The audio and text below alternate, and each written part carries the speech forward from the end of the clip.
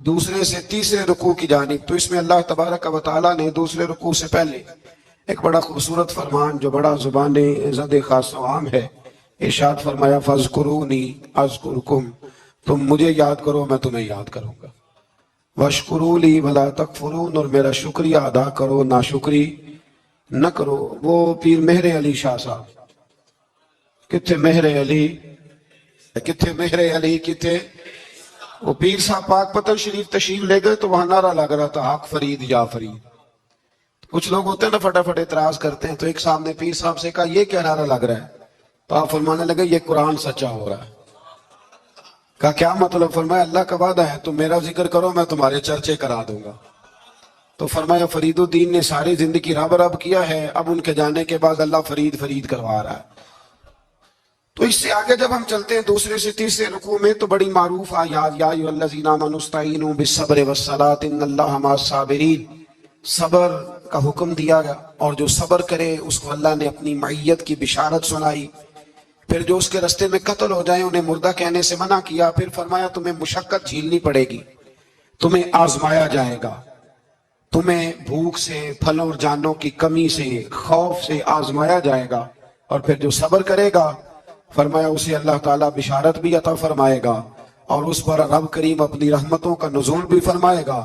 اور فرمایا یہی وہ لوگ ہیں ہم المہتدون،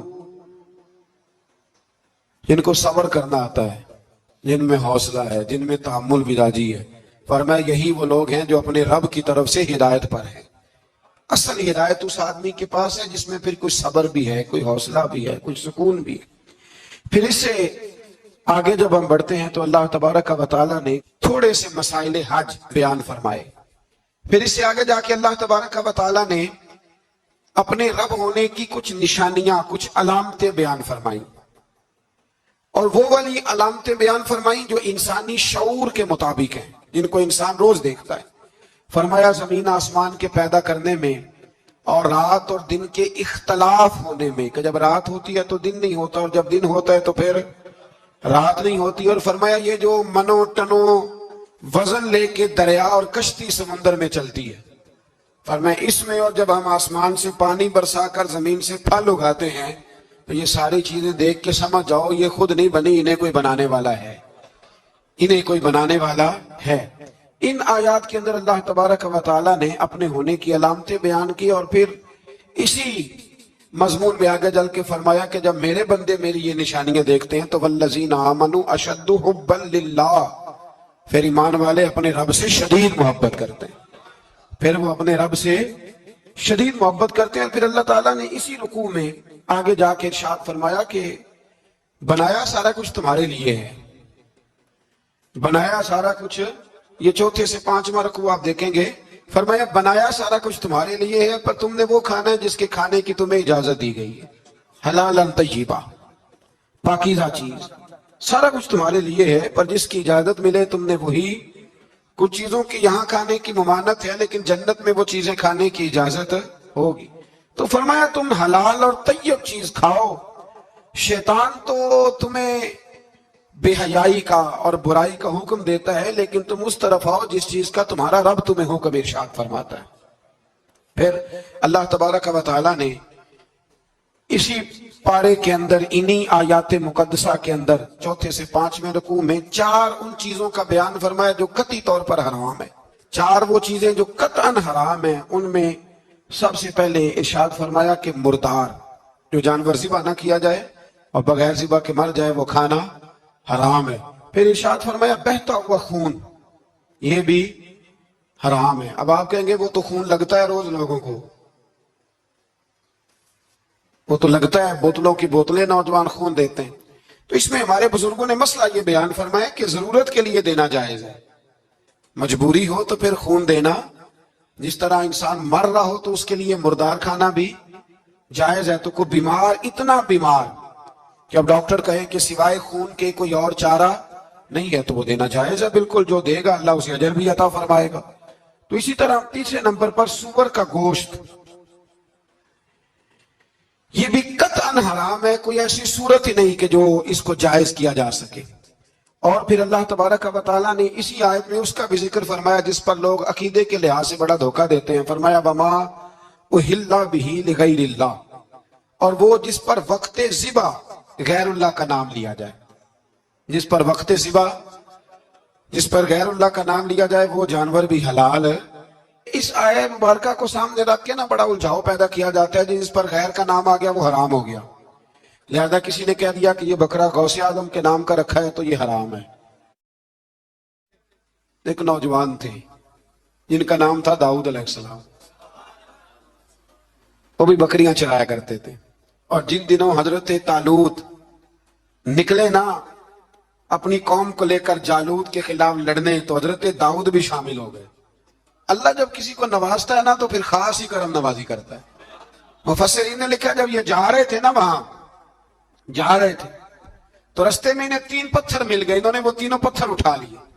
اس زمانے میں پتھر پھینکنے کے لیے چھوٹی چھوٹی لوگوں کے پاس چیزیں ہوا کرتی تھی، اس کو کوپن بھی لوگ کہتے تھے، منجنیق، اس کو سامنے رکھ کے پھر بنائی گئی۔ تو آپ کے پاس بھی وہ آلہ تھا جس سے دشمن پر پتھر مارے جاتے تھے، تو آپ وہ مشین لے کر، وہ آلہ لے کر وہاں پہنچے ہوئے تھے، 3 پتھر آپ کے پاس تھے۔ آپ فرماتے اس دن میں بڑا بیمار تھا، اتنا بیمار تھا کہ میرا رنگ پیلا ہو گیا۔ اب وہ جالوت کے سامنے کوئی نہیں جاتا تھا، تو جناب طالوت کہنے لگے کہ جو جالوت کو مارے گا نا، یعنی ان کے بادشاہ کو اس قوم کے، تو میں اسے اپنی آدھی سلطنت بھی دے دوں گا اور اپنی بیٹی کا نکاح بھی اس کے ساتھ کر دوں گا۔ دیکھیں اللہ نوازتا ہے تو کس انداز میں نوازتا ہے۔ تو حضرت داؤد کہتے ہیں وہ دور کھڑا تھا تو میں نے نا 3 پتھر مارے۔ بھئی ہمت کرنا تو ہمارے ذمہ ہے کہ نہیں؟ میری ملت کا جوان کہتا ہے میں نے کرنا کرانا کچھ نہیں، یعنی اگر آپ کہیں نا کچھ کرو تو پھر وہ کوئی کام کرنے کی مطلب معاملہ۔ وہ مجھے کل ایک سنگی کہہ رہے تھے، کہنے لگے جی اللہ کے فضل سے کچھ بھی نہیں کرنا پڑا، مرشد نے نظر کر دی۔ میں کہا میں نے ملوں گی تو میں انہوں نے سمجھاواں گا کہ کچھ کرا کے نظر کریا کرو، کیونکہ میرے وہ دوست ہیں، میں انہیں جانتا ہوں۔ نظر میں بڑا کچھ ہوتا ہے، لیکن اللہ بھی تو بندے پہ بڑی نظر رحمت کرتا ہے نا۔ لیکن کہتا ہے 5 نمازیں پڑھ، رمضان کے روزے رکھ، زکوٰۃ فرض ہو تو ادا کر، یہ سارے کام کر، سچ بول، دیانتداری کر، پھر میں اپنے فضل سے تجھے جنت عطا کروں۔ تو یہ جو رویہ ہم نے بنایا یہ درست نہیں۔ تو فرماتے ہیں 3 پتھر میں نے مارے، اللہ نے اتنا فضل کیا کہ وہ بھی مر گیا، اور اسے چھو کے میرے پتھر آگے بڑھے تو اس کی فوج کے 30 آدمی بھی مر گئے۔ 3 پتھروں سے 31 بندے اللہ نے مار دیے۔ فرماتے اس لیے کہ ہاتھ میرے تھے اور طاقتیں میرے رب کریم کی تھی۔ تو حضرت داؤد علیہ السلام کے حصے میں جناب طالوت کی صاحبزادی بھی آئی، آدھی سلطنت بھی آئی، کافی سال حضرت طالوت حیات رہے، پھر ان کا وصال ہو گیا، تو ساری سلطنت حضرت داؤد کو ملی، اور پھر اللہ تبارک و تعالیٰ نے انہیں نبوت بھی عطا فرمائی۔ یہ دنیا میں واحد پیغمبر ہیں جو بیک وقت نبی بھی تھے اور بادشاہ بھی تھے، اور پھر اللہ نے فضل فرمایا، انہوں نے بڑی بڑی فتوحات کی، اور پھر حضرت داؤد کے صاحبزادے کا نام حضرت سلیمان علیہ السلام، پھر ان کے صاحبزادے کا نام حضرت۔ تو یہ ہوا کیسے؟ یہ سارا کچھ اللہ تبارک و تعالیٰ کے فضل سے ہوا، اس کے کرم سے ہوا۔ اب اس واقعہ سے ہمیں کیا پتہ چلتا ہے؟ ہمیں یہ پتہ چلتا ہے کہ رب جب فضل فرمائے نا کسی پہ بھی، تو ہمیں اس بندے کو دیکھ کے راضی ہونا چاہیے، کوئی شکوہ نہیں کرنا چاہیے۔ اور دوسری بات یہ سمجھ لینا چاہیے کہ حکومتیں، مال، دولت یہ صرف سیاستوں سے نہیں ملتی، یہ خدا کے فضل سے ملتی ہے۔ اور یہ بھی سمجھ لینا چاہیے کہ جو بزرگوں کے تبرکات ہوتے ہیں ان کی کیا ہی بات ہوتی ہے۔ چند باتیں ایسی تھیں کہ میرا دل کرتا تھا ان کو دہرایا جائے، اور خاص کر کے ان باتوں پر توجہ کی جائے۔ یہاں نا اللہ تبارک و تعالیٰ نے ان باتوں میں سے ایک بات کا ذکر فرمایا ہے۔ یہاں 207 نمبر جو آیت ہے نا اسی پارے کی، اس میں اللہ کریم نے فرمایا کچھ لوگ ایسے ہیں جو اپنی جانیں ہی اللہ کے حوالے کر دیتے ہیں، زندگی کا مقصد دین ہوتا ہے، لٹا دیتے ہیں۔ یہ نازل کب ہوئی؟ یہ آیت مبارکہ حضرت صہیب رومی کے بارے میں نازل ہوئی۔ حضرت صہیب رومی رضی اللہ تعالیٰ عنہ بڑے مالدار تھے، مکے سے جب چلے نا تو سارا مال مکے میں چھوڑ دیا، اس لیے کہ اللہ کے رسول مدینے چلے گئے۔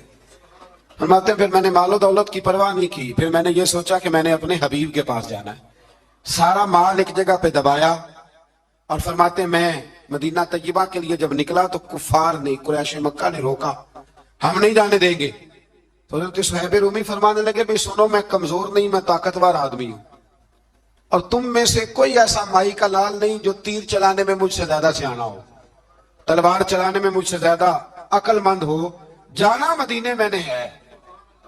अब यह है कि तुम बताओ मेरे साथ तीनों तलवारों से लड़ोगे या मैं तुम्हें एक सौदा बताऊंगा, सौदा करोगे?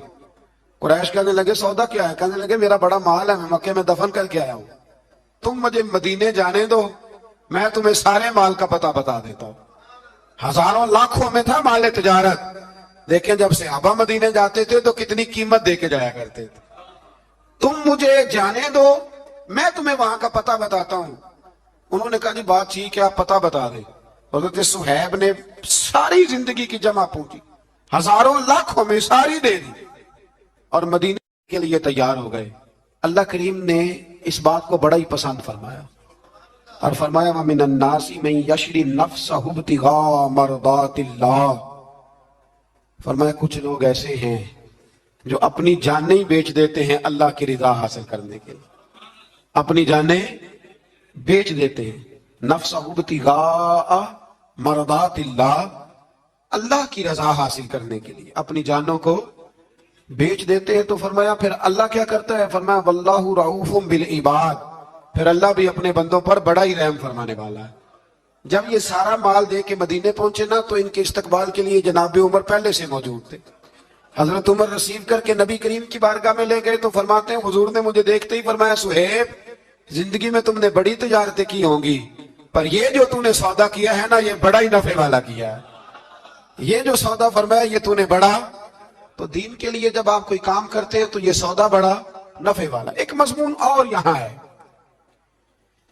216 नंबर आयत में, वो भी बड़ा ही समझने वाला है। अल्लाह करीम ने जब जिहाद फर्ज किया ना तो फरमाया कुतिबा अलैकुमुल किताल, हमने तुम पर कत्ल करना, किताल करना फर्ज किया है। फरमाया हो सकता है तुम्हें ये कराहत महसूस हो, मुश्किल लगे, बुरा लगे। एक बात जो आज की नसीहत है और मज़ामीने कुरान जो हम सीख रहे हैं उसके अंदर से हमें ये खास चीज है जिसको समझना चाहिए। अल्लाह करीम ने फरमाया कि तुम पर जिहाद फर्ज किया गया है, वाहुवा कुरहुल लकुम, हो सकता है तुम्हें नापसंद हो, तो एक ना सारी जिंदगी के लिए एक नसीहत कर दी। फरमाया व असा अन तकरहू शैया, हो सकता है तुम किसी चीज को नापसंद करो, वहुवा खैरुल लकुम, और वो तुम्हारे लिए अच्छी हो। अल्लाह अकबर, ये वो बात है अगर समझ में आ गई तो कलेजा ठंडा हो गया, जिंदगी सुकून में आ गई। फरमाया हो सकता है तुम किसी चीज को नापसंद करो और वो तुम्हारे लिए बेहतर हो। व असा अन तुहिब्बु शैया, हो सकता है तुम किसी चीज से मोहब्बत करो, वहुवा शर्रुल लकुम, और वो तुम्हारे लिए बुरी हो, अच्छी। बस मेरे रब ने एक बात मुसलमान को बता दी तो जीने के लिए बड़ी काफी है। फरमाया तुम मेरे और मेरे रसूल के हुक्म पर चलो।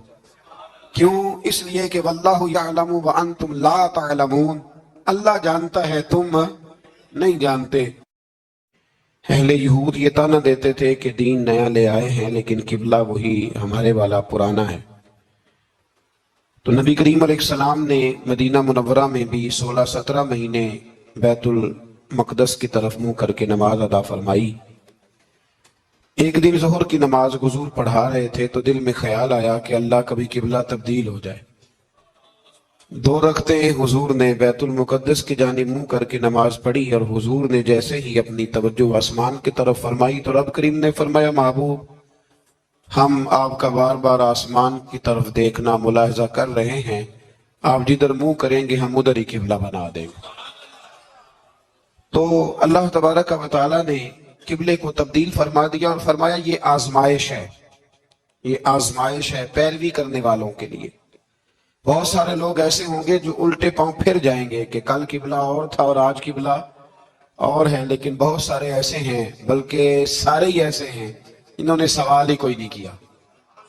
उनकी तवज्जुहात का किबला मेरे नबी करीम अलैहिस्सलाम की ज़ात है, कोई सवाल नहीं किया। हुजूर के पीछे सहाबा ने नमाजें अदा की। फिर इन्हीं 2 रुकुओं के अंदर अल्लाह तबारक व तआला ने इस बात की भी वजाहत फरमाई कि अब मुसलमान जहां कहीं से भी आए वो अपना रुख मस्जिदुल हराम की तरफ कर लें, बैतुल्लाह शरीफ की तरफ कर लें और उसी तरफ मुंह करके वो नमाज पढ़ें। और इन्हीं इब्तदाई 2 रुकू जो हैं इनके अंदर अल्लाह ताला ने ये भी बयान फरमाया कि मुसलमान दरमियानी उम्मत है, उम्मत वस्त है, इसका हर काम अफरात व तफरीद से पाक है, ये हर काम में मोतदिल है। और इसी के अंदर अल्लाह ने ये भी बयान फरमाया कि क़यामत में बाकी जो सारी उम्मतें होंगी وہ سرے سے مکر ہی جائیں گی کہ ہمیں تو کسی نے تبلیغ کی ہی نہیں. وہ اپنے انبیاء کرام علیہ السلام کا تبلیغ کرنا بھول ہی جائیں گے, وہ مکر جائیں گے. تو رب کریم پھر نبی کریم علیہ السلام کی امت کو ارشاد فرمائے گا کہ کیا تم گواہی دیتے ہو کہ نبیوں نے تبلیغ کی؟ تو اللہ تبارک و تعالیٰ اس امت کے علماء کی, صلحاء کی, صوفیاء کی, اولیاء کی گواہی پرانے انبیاء کرام کے حق میں قبول فرمائے گا. یہ قرآن مجید پڑھ رہا ہوں, اس امت کے اولیاء, صوفیاء, علماء, راسخون فی العلم, یہ لوگ اٹھ کے گواہی دیں گے کہ ہاں اے اللہ, انبیاء کرام نے تبلیغ کی تھی اور تیری دعوت کو انہوں نے لوگوں تک پہنچایا تھا. تو اس وقت باقی ساری قومیں یہ بھی اعتراض کریں گی کہ اللہ یہ تو بعد میں آئے تھے, انہیں کیسے پتا چلا کہ ہمارے انبیاء نے تبلیغ کی ہے؟ تو رب فرمائے گا ہاں بھی بتاؤ تمہیں کیسے پتا چلا؟ اور امت بول کے کہے گی ہمیں مدینے والے محبوب نے بتایا ہے, ہمیں نبی کریم نے بتایا ہے, شہداء علی الناس. تو امت گواہی دے گی وَيَكُونَ الرَّسُولُ عَلَيْكُمْ شَهِيدًا, اور فرمایا پھر میرے رسول اپنی امت پر گواہی دیں گے. قرآن مجید کی آیت نمبر 173 ہے, جس میں اللہ تبارک و تعالیٰ نے بڑی وضاحت کے ساتھ ان چیزوں کا ذکر فرمایا جن کا کھانا بالکل ناجائز ہے. تو وہ 4 چیزیں آپ کی سمجھ میں آ گئی جی. سب سے پہلے مردار, پھر بہتا ہوا خون, پھر سور کا گوشت, اور چوتھے نمبر پہ وہ جانور جس پر وقت ذبح کرتے وقت کہا جاتا ہے نا بسم اللہ ہے. اب مرغا خریدنے جاؤ گے نا تو اس سے کہنا ذرا اونچا پڑے. میں نے ایک سے پوچھا, میں نے کہا تو تکبیر ہی نہیں پڑھتا؟ کہتا میں نے پکی پڑھ کے چھری پہ پھونک لی ہے. تو میں نے کہا یہ کون سا نیا دین نکلا ہے؟ کہتے چھری پہ پھونک لی ہے کہ تو اب پکی ہو گئی چھری. تو میں نے کہا چھری کے ساتھ اگر کسی نے پیاز کاٹ لیا تو پھر تیری پھونک کا کیا بنے گا؟ تو گئی نا جی. تو اس لیے یہ جانور جب حلال ہوگا جب کہا جائے گا بسم اللہ ہے اللہ اکبر. پھر آگے 5ویں سے 6 رکوع میں جو پہلی آیت ہے نا, اس میں اللہ تعالیٰ نے ایک چیز کے بارے میں نصیحت فرمائی ہے. جب یہ قبلے کی تبدیلی کی بات ہوئی تو یہودی بھی اپنے قبلے پر اصرار کرنے لگے, عیسائی بھی اپنے قبلے پر اصرار کرنے لگے. وہ کہنے لگے مشرق کی جانب منہ کر کے نماز پڑھنی ہے, یہ کہنے لگے مغرب کی جانب منہ کر کے نماز پڑھنی ہے. تو اللہ کریم نے فرمایا یہ تو نیکی نہیں کہ منہ مشرق کی جانب کرو یا مغرب کی جانب کرو. تو یا اللہ نیکی کیا ہے؟ فرمایا نیکی وَلَكِنَّ الْبِرَّ مَنْ آمَنَ بِاللَّهِ وَالْيَوْمِ الْآخِرِ. فرمایا نیکی تو یہ ہے کہ اللہ اور آخرت پر ایمان لاؤ.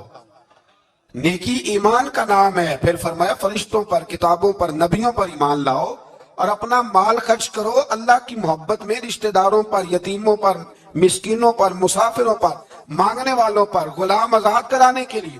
اور فرمایا نیکی تو یہ ہے کہ نماز قائم کرو, زکوٰۃ ادا کرو, اپنے وعدے پورے کرو جب تم وعدہ کر لیتے ہو, اور جب تمہیں کوئی مصیبت پہنچے اس پر صبر کرو. فرمایا اولئک الذین صدقوا, یہ وہ لوگ ہیں جو نیکی کے دعوے میں سچے ہیں, جو ایمان بھی لائیں, خرچ بھی کریں, مصیبت پر صبر بھی کریں. یہ وہ لوگ ہیں جو ایمان کے دعوے میں سچے ہیں. وَأُولَئِكَ هُمُ الْمُتَّقُونَ, اور یہ وہ لوگ ہیں جو پرہیزگار ہیں اللہ سے. آگے یہ آیت جس میں اللہ نے قصاص کا حکم دیا, بدلہ لینے کا. یہ حکم اسٹیٹ کے لیے ہے, حکمرانوں کے لیے. فرمایا کہ جب کوئی شخص کسی کے ساتھ کوئی ظلم کرے تو پھر اس کا بدلہ لو. تو کس طرح بدلہ لینا ہے؟ فرمایا الحر بالحر والعبد بالعبد والانثى بالانثى, آزاد کے بدلے آزاد, غلام کے بدلے غلام, عورت کے بدلے عورت. ہاں اگر کوئی وارث معاف کر دے تو بات الگ ہے, ورنہ بدلہ لو. اور قرآن مجید نے یہاں ارشاد فرمایا کہ اگر تم بدلہ لو گے تو زندگی ملے گی, تمہیں زندگی ملے گی. اگر حکمران مجرموں کو سزا دیں گے تو باقی لوگوں کی زندگی محفوظ رہے گی, بچے گی. حکم دیا گیا یہاں کہ بدلہ لیا جائے. پھر جب ہم 6 سے 7ویں رکوع کی طرف چلتے ہیں تو اس میں اللہ نے روزے کا حکم دیا, رمضان کی فضیلت بیان کی, اور ارشاد فرمایا گیا کہ جو روزہ نہ رکھ سکے وہ فدیۃ طعام المسکین, جو تو مریض ہو, بیمار ہو, وہ تو اتنے روزے جو ہے وہ اگلے دنوں میں رکھ لے. اور آگے جا کے یہ بھی بتایا گیا کہ جو زیادہ ہی بیمار ہو پھر وہ ایک مسکین کا فدیہ دے دے, کھانا دے دے. پھر اسی آیت کریمہ میں رب کریم نے فرمایا اگر تم مجھ سے دعا مانگو گے اسی رکوع میں تو فرمایا میں تمہاری دعاؤں کو بھی ضرور قبول کروں گا. پھر اسی میں بتایا گیا کہ رات کے وقت تمہیں کھانے کی بھی اجازت ہے اور عمل زوجیت کی بھی تمہیں اجازت دی جاتی ہے. اسی طریقے سے پھر آگے اللہ تبارک و تعالیٰ نے حج کے مہینوں کے بارے میں علامتیں ارشاد فرمائی اور مسائل حج کچھ آگے جا کے بیان کیے. اور ایک اور غلط رسم لوگ رسمیں بنا لیتے ہیں نا, ایک اور رسم تھی کہ یہودی اور عیسائی جب حج کرتے تھے نا احرام باندھ لیتے تھے, پھر دروازے سے گھر میں داخل نہیں ہوتے تھے, اوپر سے چھلانگ لگا کے کہ اب ہم پاک ہو گئے. تو دروازہ چونکہ گناہگار ہے, اس کے بیچ سے گناہگار آتے جاتے رہے ہیں, لہذا دروازے سے نہیں گزرتے تھے. تو اللہ کریم نے فرمایا یہ کوئی نیکی نہیں, یہ کوئی طریقہ نہیں کہ تم دروازوں سے نہ گزرو. وَلَٰكِنَّ الْبِرَّ مَنِ اتَّقَىٰ, دروازے کے اوپر سے چھلانگ لگانا نیکی نہیں, بلکہ نیکی تو یہ ہے کہ اللہ سے ڈرنا شروع کر دو. حج کے بعد پاک صاف ہو جاؤ, ڈرنا شروع کرو, یہ اصل میں نیکی ہے. تو پھر اللہ تبارک و تعالیٰ نے حج کے مسائل کافی تفصیل کے ساتھ, چونکہ وہ فقہی مسائل ہیں اور پوری اس کی جزیات ہیں, لہذا وہ ایک نشست میں کرنے کی بات نہیں. تو رب کریم نے وہاں مشعر حرام کا بھی ذکر فرمایا اور ان سب چیزوں کی طرف نشاندہی فرمائی جن پر توجہ کرنا امت مسلمہ کے لیے بڑا ہی ضروری ہے. پھر آگے 8ویں رکوع تک یہ باتیں مختلف انداز میں چلتی رہی. پھر 9ویں سے 10ویں رکوع میں ایک بات رب کریم نے یہ ارشاد فرمائی کہ میں نے کافروں کی نظر میں نا, جب انہوں نے میری نافرمانی کی ہے, میرے کلمہ نہیں پڑھا, میرے محبوب کو نہیں مانا, قرآن مجید کو نہیں مانا, تو فرمایا میں نے دنیا کی زندگی ان کے سامنے مزین کر دی. یہ بڑی سمجھنے والی بات. فرمایا زُيِّنَ لِلَّذِينَ كَفَرُوا, وہ جنہوں نے کفر کیا تھا نا ان کے لیے زینت دے دی کسے, حیات الدنیا, دنیا کی زندگی کو اللہ نے نا ان کے لیے حسین کر دی. انہیں بڑے اچھے لگتے ہیں, یہ میری جائیداد ہے, یہ میرا باغ ہے, او میری حویلی ہے, یہ سارے میرے جناب بنگلے ہیں. فرمایا یہ چیزیں ہم نے کافروں کی نظر میں پھر پیاری کر دی. سمجھیے گا بات, یہ کافر کا طریقہ ہے کہ وہ دنیا داری کا مال دیکھتا ہے تو اس کی آنکھیں کھل جاتی ہیں, بڑا راضی ہوتا ہے. مومن کا یہ طریقہ, مومن کس بات پہ راضی ہوتا ہے, اللہ تبارک و تعالیٰ کی رضا پہ مومن راضی ہوتا ہے. اس چیز کو اللہ کریم نے یہاں بیان فرمایا. پھر اس سے آگے جو حرمت والے مہینے ہیں ان مہینوں کا ذکر کیا گیا. پھر اللہ تبارک و تعالیٰ نے جوے شراب کو حرام قرار دیا. 219 نمبر آیت ہے, اسی رکوع میں اللہ تبارک و تعالیٰ نے اس کا بھی تذکرہ فرمایا. یہ تفصیل کے ساتھ تذکرے جاری رہے. پھر اسی طرح عورتوں کے جو حیض و نفاس کے مسائل ہیں ان کو بھی اللہ تبارک و تعالیٰ نے اسی پارے کے اندر بیان فرمایا. کچھ طلاق کے مسائل بھی اللہ کریم نے اسی پارے 9ویں رکوع سے آگے جا کے ان ساری چیزوں کو اللہ کریم نے بیان فرمایا. پھر یہ بھی ارشاد فرمایا کہ حیض و نفاس مسائل اور طلاق, ان ساری چیزوں کو بیان کرنے کے بعد فرمایا کہ ان کے مسائل گویا سیکھ لو, اس پر عمل کرو. اور فرمایا تلک حدود اللہ, یہ اللہ کی حدیں ہیں. فلا تعتدوها, اللہ کی حدوں سے آگے نہ گزرنا. یہ وہ باؤنڈری ہے جو اللہ نے بنائی ہے, یہ حکم وہ ہیں جو رب نے دیے ہیں, تو ان سے آگے نہ جانا. تو بالتفصیل ان ساری چیزوں کا یہاں بیان فرمایا گیا. اور وہ مسائل جو بڑی تیزی سے لوگ الجھا دیتے ہیں ان کا بھی اللہ کریم نے یہاں ذکر فرمایا. بیچ میں کچھ آیات ایسی ہیں جو زیادہ توجہ کے قابل ہیں اور ہماری روزمرہ کی زندگی میں ہمیں ان کی بڑی اشد ضرورت ہے, جو اگرچہ مسائل فقہ تو نہیں لیکن ضرورت کے لحاظ سے, روزمرہ کے اخلاقی رویوں کے لحاظ سے اس کی بڑی ضرورت ہے. ان چند آیات کا بھی ہم نے انتخاب کیا, انشاءاللہ اس پر بھی کچھ بات کرتا ہوں. اس پارے کے آخر میں نا اللہ کریم نے ایک واقعہ بیان فرمایا ہے. اس میں اللہ تبارک و تعالیٰ نے نا بنی اسرائیل کا ایک واقعہ بڑی تفصیل کے ساتھ, اور وہ اس پارے کے اختتام پر عقیدے کے لحاظ سے, نظریے کے لحاظ سے, سمجھنے کے لحاظ سے بڑی اہم چیز ہے, اس پر ضرور غور فرمائیں. وہ یہ ہوا کہ بنی اسرائیل کے اندر ہمیشہ ایسے ہوتا تھا کہ اللہ تبارک و تعالیٰ ایک پیغمبر اور ایک بادشاہ, بنی اسرائیل کے اندر ہمیشہ نبی اور بادشاہ موجود رہتے تھے. ایک وقت ایسا آیا کہ بنی اسرائیل میں کوئی نبی نہیں تھے, اور بنی اسرائیل کا جو اپنا علاقہ تھا نا وہ ملک شام ہے. تو قوم عمالقہ ایک قوم تھی اور بڑے سخت گیر لوگ تھے. انہوں نے بنی اسرائیل والوں کے ساتھ لڑائی کی, جہاد کیا اور انہیں ان کے علاقے سے نکال دیا. اور کچھ حضرت یوسف علیہ السلام کے زمانے میں ویسے بھی ایک بہت بڑی تعداد جا کے مصر میں آباد ہو گئی تھی. اب یہ ہوا کہ ان کے پاس کوئی بادشاہ نہیں ہے, یہ بار بار دعا کرتے ہیں, التجا کرتے ہیں. تو اللہ تعالیٰ نے ایک پیغمبر انہیں عطا کیے جن کے مختلف نام کتابوں میں ہیں. صدر الافاضل رحمۃ اللہ علیہ نے تفسیر خزائن العرفان کے اندر ان کا نام حضرت شمویل علیہ السلام لکھا ہے. حضرت شمویل علیہ السلام کو اللہ تعالیٰ نے نبوت عطا فرمائی، اور جب حضرت شمویل علیہ السلام اللہ کے نبی ہوئے، بنی اسرائیل والوں کو یقین آیا کہ اللہ نے الحمدللہ ہمیں ایک نبی کے جھنڈے تلے جمع کر دیا ہے، تو پھر انہوں نے کہا کہ آپ ہمارے سامنے ایک بادشاہ بھی مقرر کریں تاکہ ہم اس کی سرپرستی میں جہاد کریں۔ جب انہوں نے یہ بات کی تو اللہ تبارک و تعالیٰ نے حضرت شمویل علیہ السلام کے ذمے لگایا۔ تو ایک اس زمانے میں اللہ کے نیک بندے تھے، جناب طالوت علیہ السلام ان کا نام تھا۔ تو حضرت شمویل علیہ السلام نے انہیں کہا کہ اللہ کریم نے نا تمہارا بادشاہ طالوت کو بنایا ہے، ان کا نام بھی قرآن مجید نے ذکر فرمایا ہے۔